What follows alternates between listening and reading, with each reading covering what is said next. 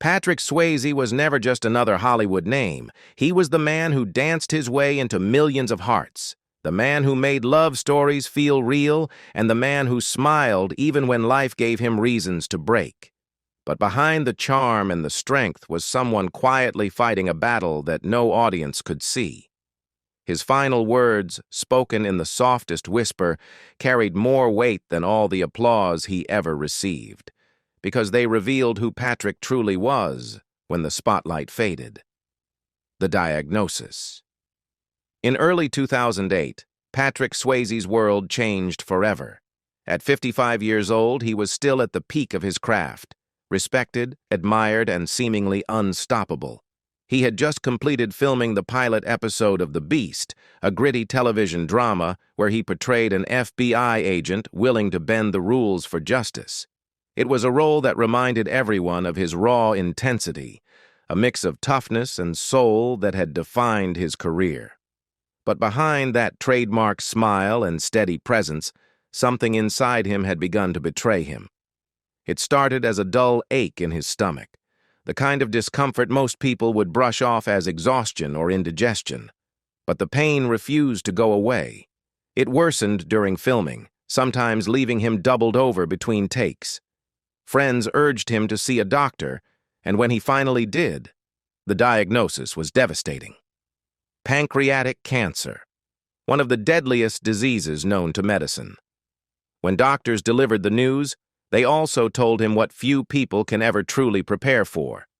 The cancer had already spread, and his chances of survival were slim. 6 months to 2 years at best. For a man known for his physical strength, discipline, and energy, it felt surreal. But Patrick didn't react the way most might have. His wife, Lisa Nemi, who was with him during that appointment, later said that he didn't cry or rage. He just sat quietly, taking it in, and nodded. It wasn't denial, it was acceptance wrapped in strength. That same day, he began discussing treatment options and agreed to start chemotherapy immediately. He also volunteered for an experimental drug trial involving vatalanib, a compound designed to block the blood vessels feeding his tumor. But privacy in Hollywood is rare, and within days, the news leaked to the press. By January 2008, tabloids were running headlines predicting his death. Photos of a thinner, tired-looking Swayze spread across magazines. Yet, in every interview, he remained composed. "I'm not finished," he said firmly. "I have a lot more living to do." While many might have retreated from the public eye, Patrick did the opposite. He continued to work, determined to complete The Beast. Even when the pain intensified, he refused to let it stop him. "I'm a miracle," he told Barbara Walters in 2009. "I'm not giving up without a fight." And in that moment, the world saw what kind of man he truly was, not just a star, but a fighter with an unbreakable spirit. Fighting the impossible. When Patrick Swayze returned to the set of The Beast in late 2008, the cast and crew couldn't believe what they were seeing. He was thinner, paler, and clearly in pain, yet his energy was undimmed. Every day he arrived on set before anyone else, refusing any special treatment. He often went through 12-hour filming days while quietly enduring chemotherapy in between. He even refused to take strong painkillers during work because he didn't want his performance dulled. Director Michael Dinner later recalled, "Patrick was never late, never complained. If you didn't know he was sick, you'd never guess it." Behind the camera, his wife Lisa Nemi became his anchor. Every morning she drove him to the studio, helped him manage his medication, and waited while he filmed. When asked why he didn't stop working, Patrick said, "Because when I work, I feel alive." For him, acting wasn't just a job. It was a reason to wake up, a way to keep his mind off death. The media, however, didn't share his sense of dignity. Tabloids ran cruel headlines about his appearance, speculated about his final days, and even declared him dead months before it happened. Patrick addressed those rumors head-on. "They're writing my obituary before I'm gone," he said, half jokingly, but his frustration was visible. He wanted privacy, not pity. Despite everything, The Beast premiered in January 2009 to critical praise. Viewers were amazed by his intensity, unaware that every scene had been filmed between chemo sessions. His performance was raw, powerful, and heartbreaking once audiences realized what he had endured to bring it to life. The show was later canceled after one season, but it became a symbol of Patrick's courage, his final professional triumph before his body could no longer keep up. By that time, his weight had dropped dramatically. He could barely keep food down, and every breath became an effort. Still, he kept pushing forward. "I'm not afraid of dying," he told an interviewer. "I'm afraid of leaving the one I love behind." Love in the darkest days. For more than 3 decades, Lisa Niemi had been the quiet force beside Patrick Swayze, long before fame, long before the sickness. They met when she was just 14, a shy student at his mother's dance school in Houston, and Patrick was the young instructor who noticed her potential. They fell in love a few years later, married in 1975, and built a life that fame never managed to corrupt. Through every film, every scandal, and every success, Lisa remained constant. When cancer entered their lives in 2008, that devotion became something sacred. Lisa was not just a wife, she was his nurse, his protector, and his voice when he no longer had the strength to speak. Every morning began with the same gentle ritual, checking his temperature, preparing his medication, and helping him move when the pain was too severe. She wrote in her memoir, "Worth fighting for," that they lived each day as if it were the last. But we never said it out loud. Their home in Los Angeles became a sanctuary of silence and resilience. They read together, listened to music, and watched the sunsets over their ranch. Patrick often told her that the ranch, with its open fields and horses, was the only place where he didn't feel like a celebrity, only a man. "When I'm here," he once said, "I'm not a star. I'm just me." Friends who visited during his final months were astonished by how peaceful the house felt. Lisa rarely left his side, even sleeping beside him when he was too weak to move. In the evenings, she would talk to him softly, reading books aloud or playing their favorite classical records. Though Patrick was visibly fading, their bond never wavered. They had once dreamed of having children, but after a miscarriage years earlier, they chose to see their marriage itself as their legacy. Patrick once said, "We don't need kids to be a family. We're everything to each other." That truth became painfully real in his final year. While his body surrendered, their love only deepened, turning into something unshakable, something that not even death could erase. The final battle. By the spring of 2009, Patrick Swayze's health had entered its most fragile stage. The treatments that had once seemed hopeful were no longer working. The cancer had spread to his liver, and doctors told him the truth. There was nothing more they could do. For most people, that kind of news would be unbearable, but Patrick handled it with the same quiet strength that had defined him all his life. He chose to spend what time remained at home, surrounded by peace, away from the noise of Hollywood. His wife, Lisa, documented those days in detail. Every morning, she would write down his temperature, what he ate, and even his moods.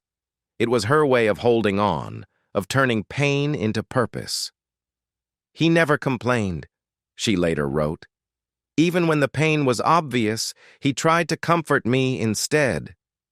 Patrick spent much of his time reading, listening to music, or sitting in silence near the window overlooking their ranch. Friends who visited said he radiated calm, a kind of acceptance that came only from a man who had made peace with his life. Still, there were moments of struggle. In January 2009, he was hospitalized with pneumonia, a dangerous complication of chemotherapy. Many thought it was the end, but Patrick surprised everyone by recovering and returning home just a week later. "He wanted to fight to the very last moment," Lisa said. He wasn't ready to let go of life, not yet. When the pain became unbearable, Lisa was the one who gave him his medicine, fed him, and held his hand when he trembled. She refused to leave his side, even when exhaustion set in. Their home, once filled with laughter and the sound of horses outside, grew quieter each day. Yet it was never a place of despair. It was a place of love, of two people holding on to each other against the inevitable. By early September, Patrick's condition worsened. He could no longer stand on his own, and his speech came in whispers. But even then, he looked at Lisa and smiled. It was the kind of smile that said everything words could not. The last words. The afternoon of September 14th, 2009, was quiet. The kind of stillness that feels like the world is holding its breath. Patrick Swayze lay in his bed at home in Los Angeles, the same place where he had spent so many peaceful days with Lisa. The sunlight filtered through the curtains, and in that gentle silence, time seemed to slow down. His breathing had become shallow, his eyes half closed, but there was no fear in them, only calm. Lisa sat beside him, holding his hand just as she had done every single day of his illness. In her memoir, Worth Fighting For, she wrote that Patrick had become too weak to speak much. But at one point, she leaned in close and whispered, "I love you." For a brief moment, his lips moved, and he whispered back, "I love you." Those were the last words Patrick Swayze ever spoke. It was simple, unadorned, but it was everything. A lifetime of struggle, triumph, fame, and pain, all condensed into 3 words. Lisa said she knew in that moment that he was at peace. A few minutes later, Patrick took his final breath. He was 57 years old. There were no reporters, no flashing cameras, no final performance, just 2 people who had loved each other for nearly 35 years. Lisa stayed by his side long after his heart stopped, resting her head on his shoulder and whispering the words again and again. "I love you." She later wrote, "Even after he was gone, I kept talking to him, because part of me refused to believe he wasn't still listening." Patrick Swayze's death was confirmed hours later in a brief statement from his publicist. There was no public funeral, no grand farewell, only a private memorial attended by family and close friends. But news of his passing sent a wave of grief across the world.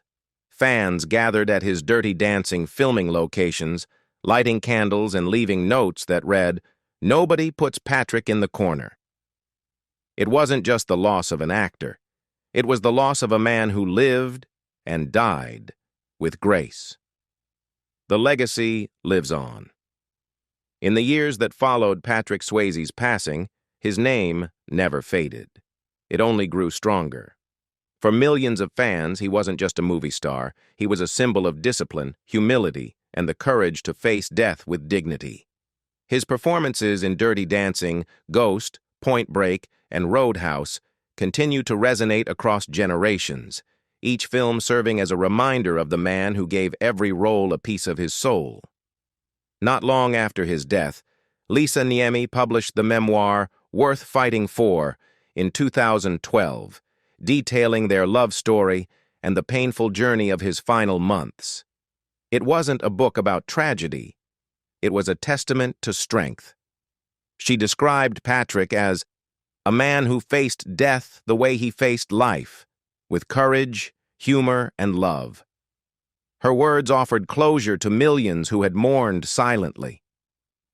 In November 2009, a memorial stone was unveiled at the Mountain Lake Hotel in Virginia, where Dirty Dancing had been filmed decades earlier. It quickly became a pilgrimage site.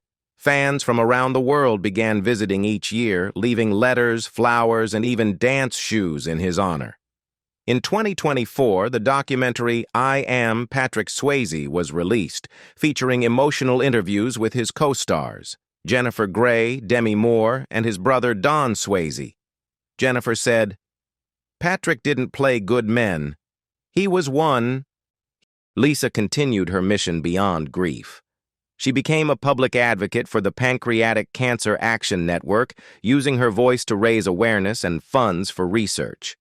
In 2023, she received the Spirit of Hope Award, dedicating it to Patrick's memory. "I couldn't stop him from leaving," she said in her speech, "but I can make sure he never disappears." Even today, Patrick's legacy extends beyond the screen. His song, "She's Like the Wind," still echoes on radios and streaming platforms. His films remain timeless, and his story continues to inspire anyone fighting an impossible battle. He showed the world that love is stronger than fear, and that even in dying, one can teach others how to truly live. Patrick Swayze's story isn't just about loss.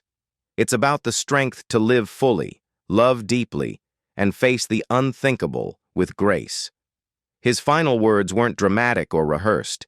They were real, spoken from a man who had already given the world everything he had.